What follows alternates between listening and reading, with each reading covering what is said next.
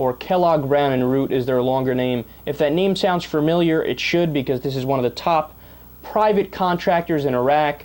There was a whole bunch of controversy associated with them for a whole number of different scandals that went on, you know, bad things they did, and the bad press they got. They got you know, no bid contracts from the government. A subsidiary of KBR is, of course, Halliburton.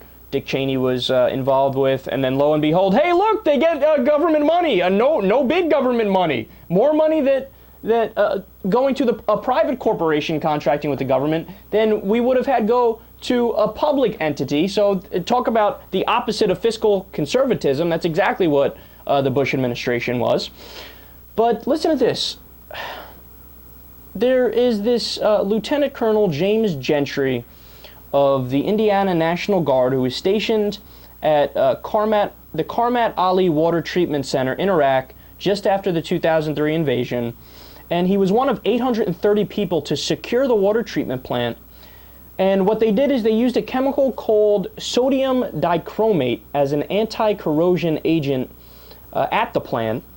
And it's been described as it basically looks like an orangey colored sand. It just looks like sand. And they were told that it's just a mild irritant, right? So, you know, it might make you a little itchy or whatever, but it's nothing to be too concerned about. Well, Colonel Gentry died in 2009 at the age of 52. He died from cancer.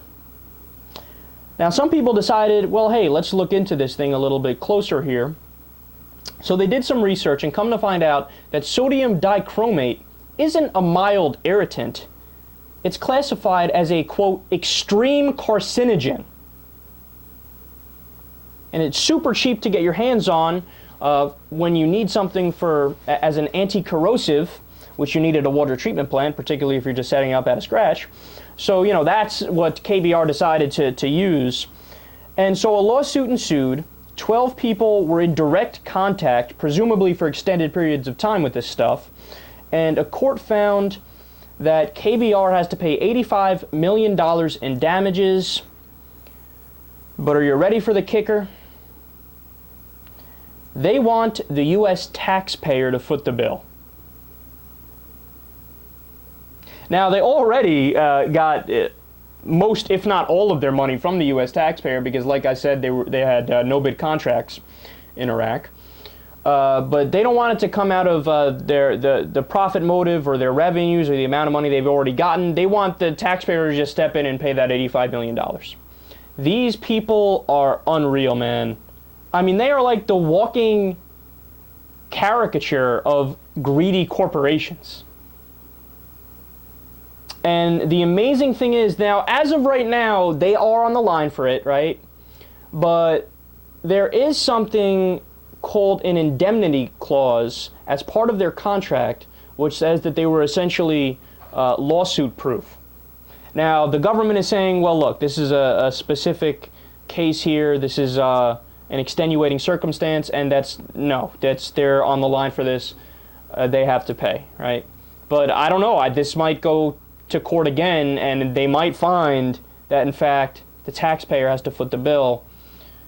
Could you imagine if they find that? I mean, talk about immoral, talk about unethical, talk about doing something that's not defensible.